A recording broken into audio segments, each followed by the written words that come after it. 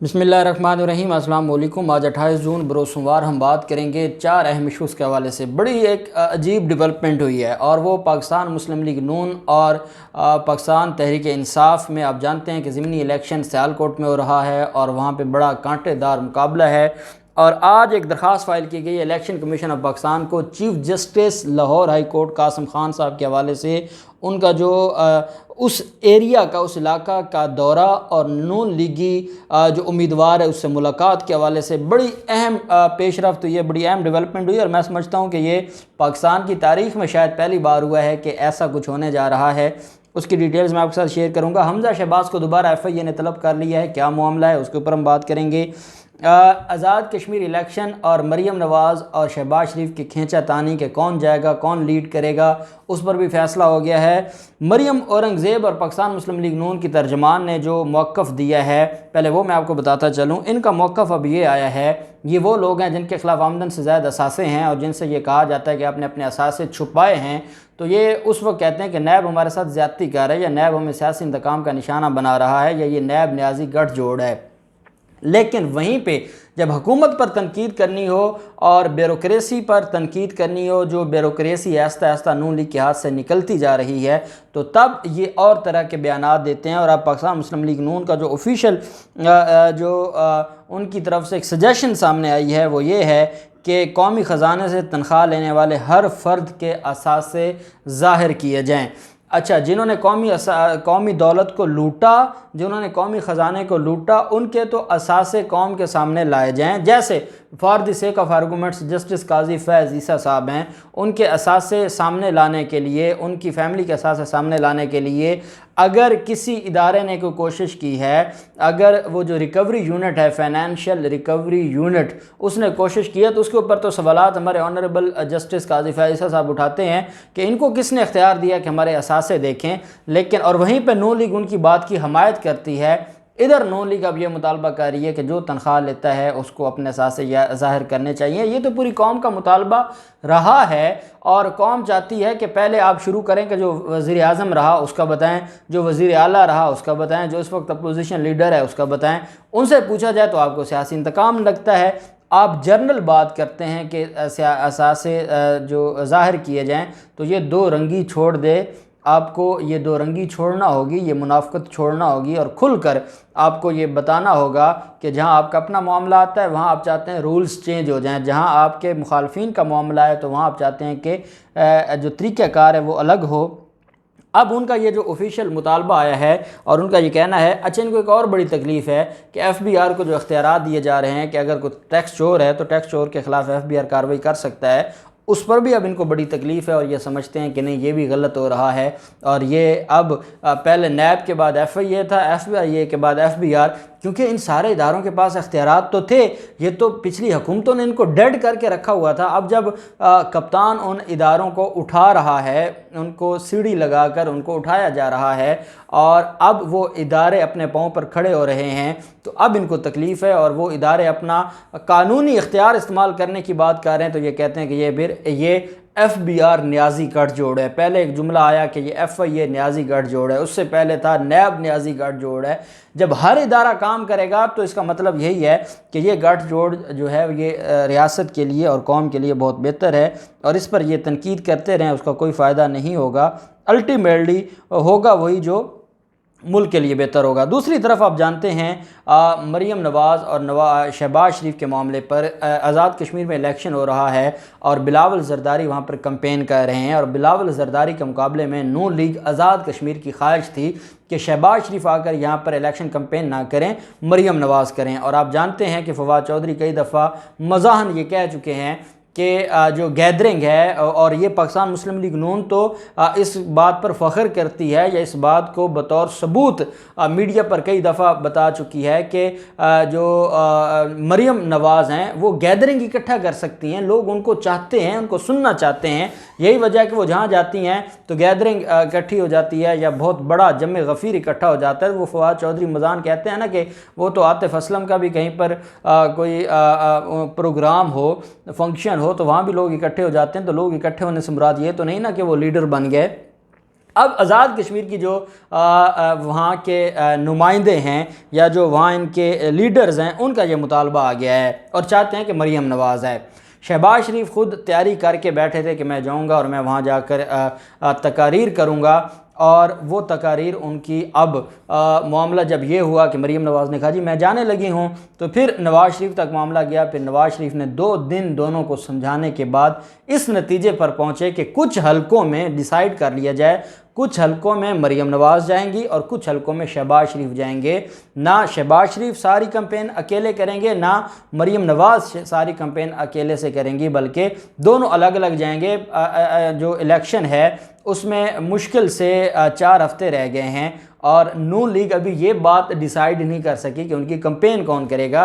फिर कहते हैं कि नहीं हम तो बिल्कुल ठीक हैं, कोई टूट फूट का हम शिकार नहीं हुए, किसी तरह से हमें कोई प्रॉब्लम नहीं हुई। ये है इनकी मुनाफकत जो खुलकर दिन ब दिन सामने आती जा रही है। फिर हम आ जाते हैं हमज़ा शहबाज को जो तलब किया गया है FIA ने। हमज़ा शहबाज को जब लास्ट टाइम तलब किया गया था तो हमज़ा शहबाज से जो सवाल पूछा जाता था उसके पास तो जवाब ही कोई नहीं है। हमज़ा शहबाज से कहा गया कि ये मनी लॉन्ड्रिंग जो होती रही है तो आप इसका जवाब दें, तो उन्होंने कहा जी अगर मेरे चपड़ासी या क्लर्क के उसमें अकाउंट में पैसे आते थे मुझे क्या पता, मैं क्यों जवाब दूँ। फिर जब उनसे पूछा गया कि आप CEO हैं अपनी कंपनीज़ के, शरीफ ग्रुप ऑफ कंपनीज़ के, तो अगर आपके बैनर के नीचे आपके एम्प्लॉइज़ जिनके 2-2 मरले के घर हैं और 25 अरब रुपए की उनके अकाउंट्स में मनी लॉन्ड्रिंग हो रही है, तो आप ऐसे ही सिर्फ ये कह के कि मुझे नहीं पता तो आप अपनी जान बचा लेंगे।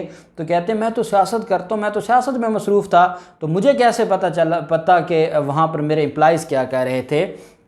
एजेंट और जो प्रिंसिपल का जो कंसेप्ट है वो हमारे लॉ ऑफ कॉन्ट्रैक्ट में भी है और उससे मुराद यही है, और कंपनीज लॉ में भी है कि जो आपके बिहाफ पर काम कर रहा होगा तो उसके करतूतों का भी आपको जवाब तो देना पड़ेगा, क्योंकि वो आपके बिहाफ पर कर रहा है। और ये जो बात की है ना इन्होंने कि मैं तो सियासत कर रहा था, सियासत से मुराद लूट मार है। जो अपने बाप उस वक्त के जो वज़ीर आला शहबाज शरीफ थे उनके दफ्तर को इस्तेमाल करके वो जो लूट मार कर रहे थे, क्योंकि ये लूट मार को सियासत कहते हैं, ये सियासत नहीं तिजारत करते हैं, और नून लीग तो फेमस ही तिजारत की वजह से है। तो वो जो FIA को ये बयान देकर आए हैं कि मैं सियासत में मसरूफ़ था, वो बेसिकली कह रहे हैं कि मैं तो बड़े लेवल के, मैं तो खरबों रुपए के घपले कर रहा था, मुझे क्या पता 25 अरब ये तो ऐसे ही है 2-4 रुपए हैं जो आए हैं और मुझे नहीं पता।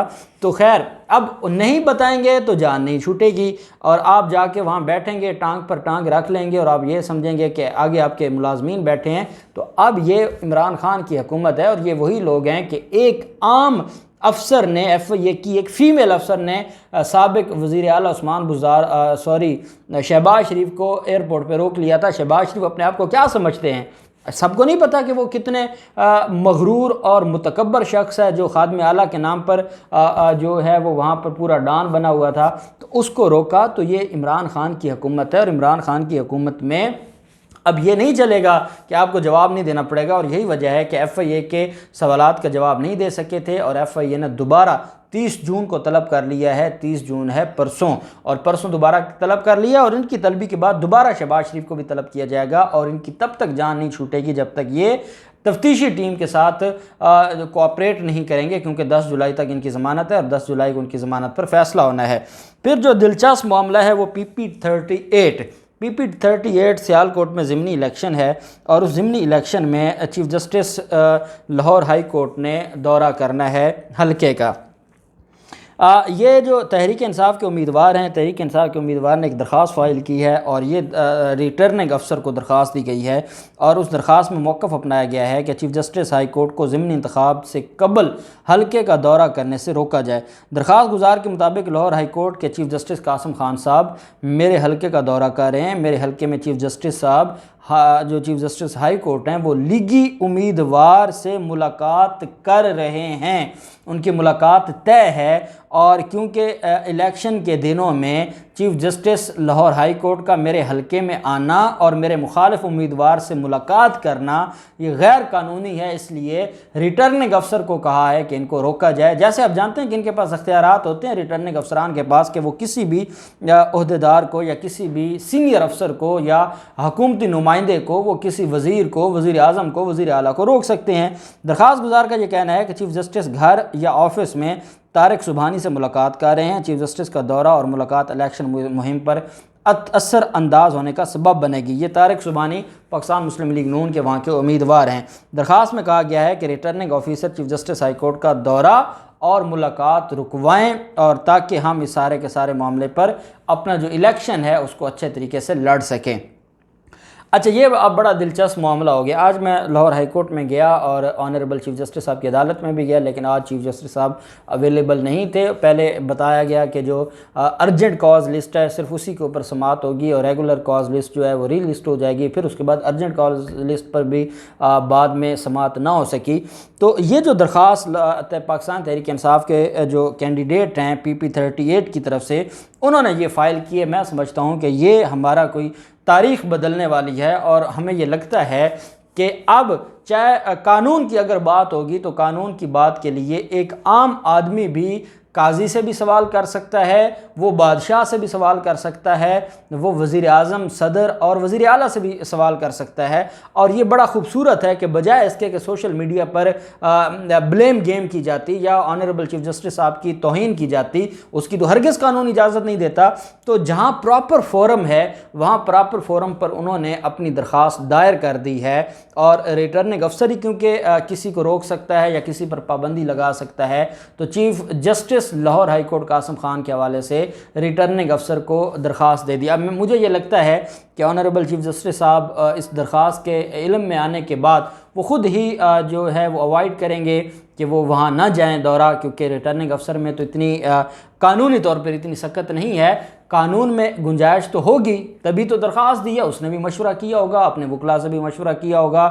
कानूनी जो बड़े बड़े माहिरीन हैं डॉक्टर बाबर अवान जैसे, फ़रूक नसीम साहब जैसे, उन लोगों से भी मशवरा किया होगा कि आया चीफ साहब के ख़िलाफ़ दरख्वास्त दी जा सकती है या नहीं दी जा सकती, या उनके मामले, क्योंकि उन्होंने सिर्फ एक बात की है कि इलेक्शन हो रहा है और इलेक्शन में पता नहीं कि क्या होगा और इलेक्शन कैंपेन है, इस वजह से हमें इन सारी चीज़ों के बारे में बताया जाए। तो अब ये दरख्वास्त बड़ी दिलचस्प हो गई है। अब चीफ साहब की तरफ से क्या जवाब आता है, आगे क्या होता है, रिटर्निंग अफसर क्या इतनी ज़िम्मेदारी लेते हैं, जो भी डिटेल्स होंगी हम आपके साथ शेयर करते रहेंगे। अल्लाह पाक पाकिस्तान का हामी नासिर हो। बहुत शुक्रिया। अल्लाह हाफिज़। पाकिस्तान जिंदाबाद।